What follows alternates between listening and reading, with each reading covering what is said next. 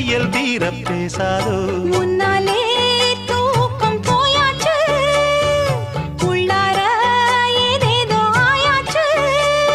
நான் ஏரிக்கர மேலிருந்து 8 திசை பார்த்திருந்து ஏந்திழைக்கு காத்திருந்தேன் காணல்ல